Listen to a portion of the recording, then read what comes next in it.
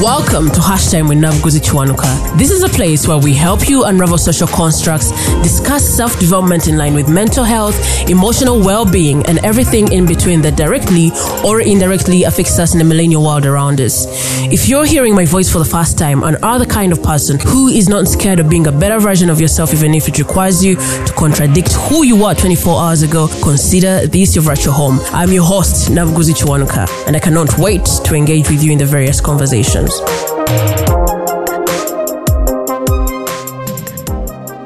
So what has been happening this week? There has been a video making rounds on the internet. I don't know how many days, but I can confirm that it has gone viral because I've seen different people talking about it in different countries. So what the story is that there is this family that has daughters really infuriated that their father had an affair. And I don't even know if I'm supposed to say had. It seems to be ongoing because there's no moment of denial of its existence from the person that was being accused. And I don't know if the man was supposed to defend himself. But here, I had to make some calls to my friends and find out what their experience was watching them. Because personally, I was really drained. And I don't remember some of the things that people are talking about. And then I see some of them in the memes. I see comments. I see people sharing their sentiments. And this is what I'm doing today. We are going to hear from some of the people that I called. And that is Winnie and Ford. They are going to be sharing with us what they experienced while watching this family. And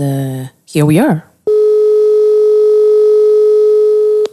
Hey. Hello. How are you doing? Hi. Good. How are you? I've had to pause my lunch. But let's do this real quick. So, Okay. What did you think when you saw this video going on? Should I say it has gone viral? Because I'm seeing Kenyans talking about it as well. With my little Kiswahili, I can understand the frustration in the sentiments that they come with regarding the video. So what was it that you experienced watching it? No, it definitely went viral. I think there's usually that tweet we refer to that you should strive every day not to be the main character on Twitter. Yeah. And unfortunately, either that family or the head of the family was the main character on Twitter this week, probably leading up to next week. But it was, I don't know, very relatable to so many families. There are instances of infidelity. So many topics have come up. The respect that the father commands in the house. Was saying the daughter shouldn't have been talking to him like that. The mother shouldn't have stood by as the daughters probably disrespect him during that time. So it was just a whole flood of emotions. There are so many things going on. And what do you think? Well, speak on the humorous part of it. You're gonna always find some. I don't know if it's a silver lining, but they always find something funny out of a situation that could be really serious. So I saw tweets about how claustrophobic it was making them watch that video, like how squeezed the sitting room was. Ooh. And how there was a suitcase on the table. Like that really wasn't the point, but that was so hilarious. Yeah. But my thoughts on that. I don't know. I'm a firm believer in like it's all talk. It's all talk until you get there. You really have to be in a situation like that before you can give an opinion. Mm-hmm. So many people are saying, "Let my daughter speak to me like that." Yet they had found evidence of him cheating or being unfaithful to their mother. Right. So you really know how you can react, how you react until it comes to that point. So I don't know. I feel like they were justified in their anger. I'm not sure about all the cursing and the profanities thrown at their father. Mm-hmm. There's a disconnect between the respect, also trying to hold him accountable. So I think that has been the major topic on Twitter going on. Just trying to create balance between the respect and finding the head of their family accountable for his actions. And the funny? Because we were talking about the humorous bit. What cracked you? The funny part was all the memes that were being made about how calm he was. He didn't really bat an eye for the first few minutes. I think that really cracked me so hard. Like, it was just... Yeah, it's like he wasn't really present. Or just watching someone else's problem. It wasn't his. And I was like, this guy is so funny. And he was sipping tea. And I think the thing that made me, the memes that made me laugh the most were every time is tea time. And the other one was, this is the only guy that can work under pressure. Yeah, someone said, in all circumstances, remember to hydrate. Stuff like that. And people always find the humor and stuff like that. But I think this was just a case of really being caught in your tracks. So I feel like he was a deer in headlights. You could see he was out of words. Yeah. That point, he was probably just thinking, man, it is what it is. So yeah, I think that was the humorous bit. Plus of course the claustrophobic jokes, how the spaces abroad, like it's much different from I would say African houses. People prioritize space and have like huge city. Yeah, but I don't think there's that much space abroad. Like people get as much as they can into one sitting room and make use of the space as they can. All right. Thank you so much for sharing that. Sure.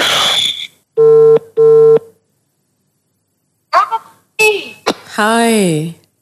Hi. You are live on the podcast. Oh my God. Definitely we have problems. Okay, perfect. So, there is this video that has been going viral. Which one? Yours or the other gentleman? Because there are two. What do you mean two? Just tell me. There's yours. Which one? There's one of you dancing after the morning walk. And then there's this other one of like a father and his daughters. That is the one we are talking about. Hey, very mindful. Are you? I thought you were talking about one of you dancing in the morning. I was like, okay. That one didn't go viral. What is your problem? You just wanted to talk about it. I think it's viral because it's all over my phone. When I open WhatsApp, it's there. When I open TikTok, why? Instagram, I was like, Jesus. Forgive us. Yeah. Yeah. Yes, Nabu. So we're talking about the one of the father and the daughters. Yeah. What are your sentiments on it? When I watched that, I was just wondering. Okay, there's so many sentiments around it. First of all, I was wondering why, like, a lot was going on. Like, why is this girl sitting like this? Why is she talking like that? Why is the father even listening to the girls? Why is the mother not doing anything to the daughters? Like, there was a lot going on. Yeah. And then how did they access the phone? And then at some point I'm laughing What made you laugh? Like the guy seemed unbothered. And then he kept on sipping tea. So I'm like, okay, no matter what. Then I was like, okay, no matter what, you need to like just eat or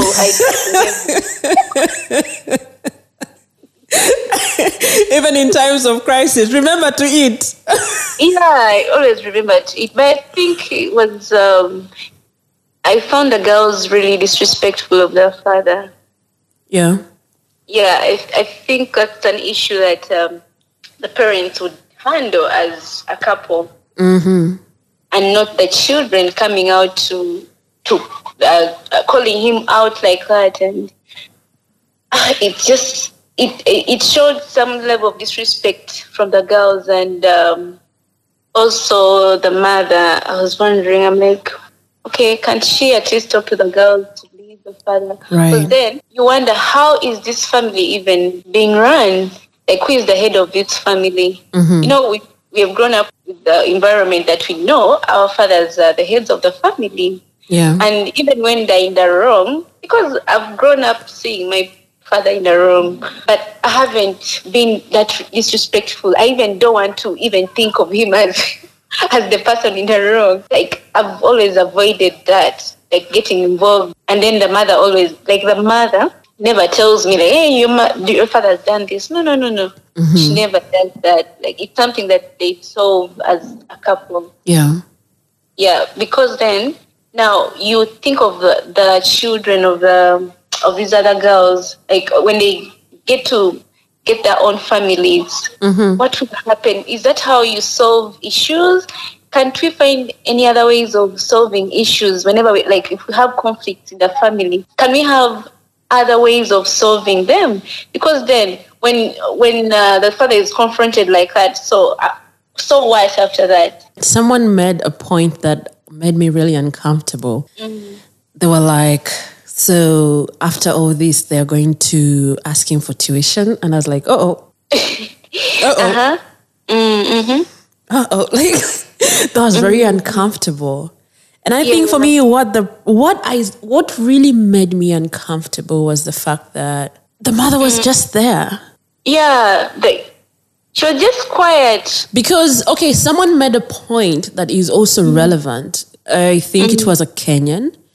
Mm-hmm. And what she shared was that she was justifying all that was happening. She was saying that when a man, when a partner, specifically a man, when they cheat, they're going to bring disease in the house. When they cheat, probably going around with different sexual partners, and they bring a UTI, and you're using the same toilet as a family, y'all gonna be sick. Those were all valid points, right? Yeah.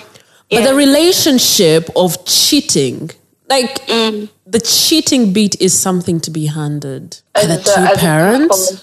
I think. As a couple. Because what it registered for me in that moment, and the mother sitting aside and watching all this, my conclusion was that this family is actually messed up. Yeah. A lot more than they can think. It is not the cheating. It's not. Like there are so many layers of a mess in the home. Because you could even see the man, he didn't even try to defend himself. Because if it's only cheating, I'm pretty sure he would do it. He would be like, I'm so sorry, girls. No, right. It just happened. But it only shows that there's a lot going on. It was big. And then the mother, you'd hear the mother at some point starting to cry. I'm like, you're affecting your kids the more. Yes. And them being the girls, I feel like it didn't have to be like that, honestly. With a live recording? Oh, God. The live recording. And then there's this one who lost it, and I thought she was going to slap the man. Is it? I think at some point I didn't really finish, or maybe I just looked away and I was like, what is going on? Mm-hmm. Yeah, so I really think that there must have been a better way of handling that issue, not like that. With or without the cameras. Right. Right. Thank you so much. Okay, now thanks for having me. Bye-bye. Bye. I don't know how old the video is, but I hope that by the time it got to become viral, the family had already dealt with it. And if it's recent, I hope that they find ways to work out a reconciliation, because Jesus Christ.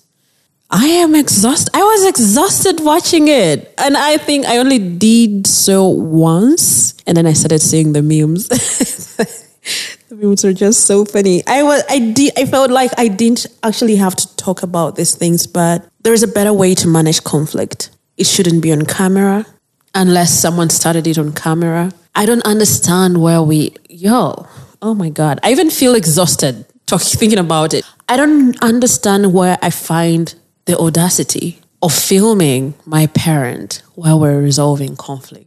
It's not even about a parent. If you are resolving conflict with anyone, you do not need to be filming this. Unless it's for, what is this things that artists do, celebrities? Press conference. Why do you... Oh my God. Let's jump into the next segment of this because I'm tired. I can't deal with this. If you are listening to this particular recording, it means that I have stayed on the podcast for the 100th time. Damn. This is the 100th publication on the podcast. It doesn't mean that this is the 100th episode, but this is the 100th audio recording published on the podcast. And I'm not even sure about how I'm supposed to celebrate this, but I'm really happy, like really, really happy that I've come this far with the podcast. And it's even making me teary because I'm remembering where I started from, where I was so much in doubt of whether I'm actually capable of doing this. The struggles of imposter syndrome in the first year of my activeness on the podcast, it's just evident. When you look at the way how I was publishing stuff, and I think by the time I closed the year, I had published 13 episodes. If we really have to be attentive to that, it almost feels like there was one episode per month. And it wasn't the intention. I had not yet really decided on how often I have to... Maybe I knew it was supposed to be weekly, but within the week, I had my demons to fight. I had the imposter syndrome gnawing at my conscience, and that was a really hard period for me.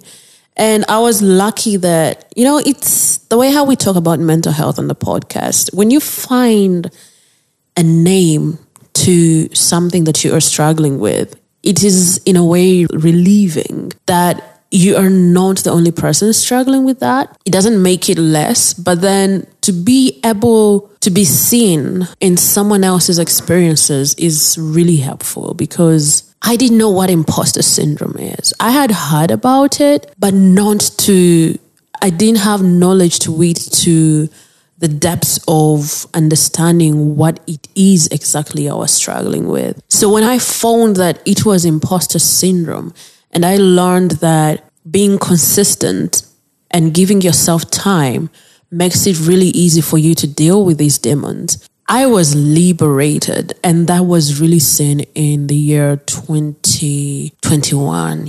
I came full swing. I was ready to wing this. I feel like I'm really, a testimony?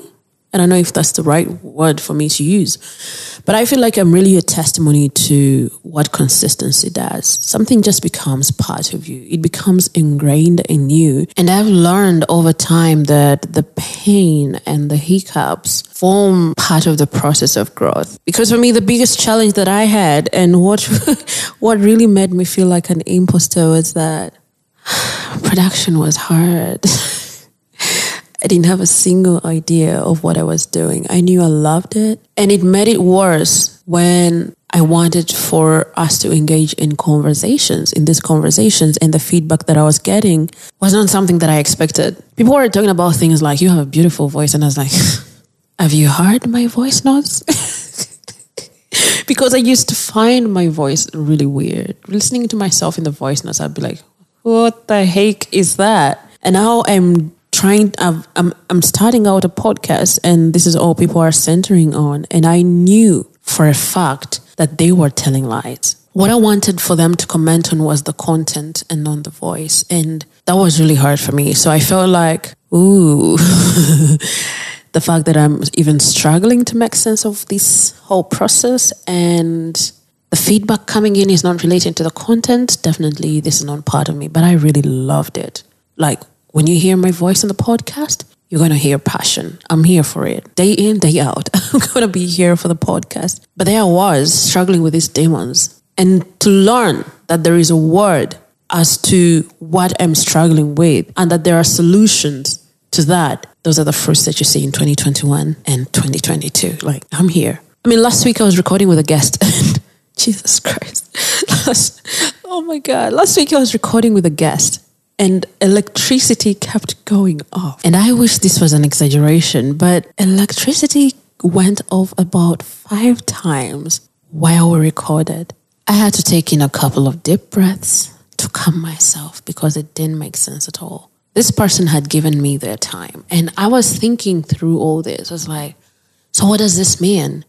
Do I have to call them again? Because I feel like by the time a guest says yes to me, they have spared specific time for that. For me to ask for more time, it really rubs me wrongly. I feel extremely uncomfortable with that. But the way how electricity kept going off, that communicated that we were supposed to reschedule.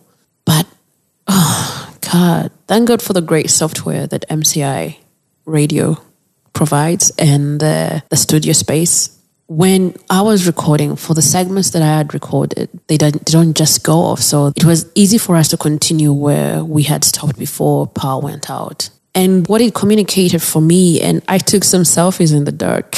I'm going to share them. I took some selfies in the dark while the console was shining brightly on my face. What it communicated for me in that moment was that, damn, you really have to stay at the party even when it's not enjoyable.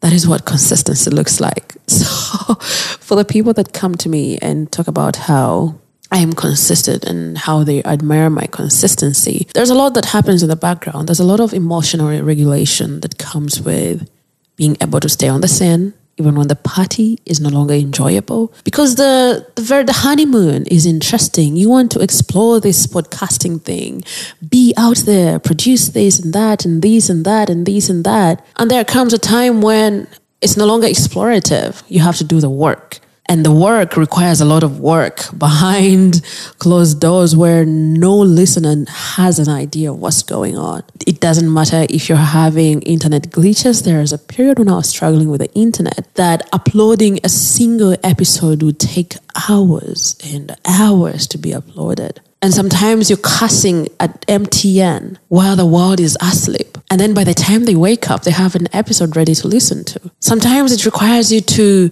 set aside particular emotions that you're feeling in that moment. Like maybe you are struggling with something and then you're like, ooh, today is Tuesday and the podcast episode of this week is not yet up. So yeah, we need to get ourselves together and get the party rolling. You have to keep present. And this does not only apply to podcasts. I'm very sure it's the same thing that happens for all businesses. I've been in business before, and there are very many days when things aren't enjoyable, but you have to stay. It requires work. And this is something that I learned, I don't know how many years ago. Conviction and complacency don't reside in the same area code. You either want to focus on the goal or you just want to lounge and chill. And that just doesn't work like that. If you have to be consistent, if you want people, consumers, to respect your brand, to be able to trust it, it's not even about respect. Because for anything that you do that involves other people as consumers, the people that are consuming the end product are supposed to be able to trust you. So that's why even when I would possibly be struggling with my asthma, I would work so hard to make sure that I can breathe right so that my voice is clear. And then we'll think about the asthmatic attack after. I would have to split myself. I'm like, you know what? Let us take all the warm fluids. Let us take in the sun. I know I'm not breathing in right, but I have a guest coming on board. And this is just a chance that I'm supposed to take. So you have to be present. When you listen to my 100th audio production on the podcast, and that is today, this is all the background work that you don't see. And that is what is required of you to do in everything that you're pursuing. You have to be present. There has to be a lot of conviction involved for you to achieve what you're looking forward to. And when I say that you are supposed to be present consistently, despite the fact that you might be struggling with something or not, I am not saying that you're supposed to be dismissive of what you're experiencing. If you're at your lowest and you feel burnt out, it is important for you to step aside. For anything that you can weather as much as you can, weather it. Weather the storm that comes your way for you to be present for what you intend to achieve. And that is it for the week. Keep your eyes on the goal and resolve conflicts better. Thank you for tuning into another episode of Hashtag with Nabu. If you loved what you heard, make sure you subscribe to Hashtag with Nabu in your podcast platform of choice and share it with your friends, loved ones, and everyone that you believe is affected by the millennial world around us. Also, feel free to share your insights about what connected with you on social media and be sure to tag us. We are at Hashtag with Nabu on Facebook and Instagram, and on Twitter, our handle is at HTNK Podcast. If you are in Uganda, Kenya, or Nigeria and are struggling mentally and you would wish to talk to someone, send me an email on nabuguzi@nabuguzichwanka.com. I will be extremely glad to pair you with the right persons. Ciao.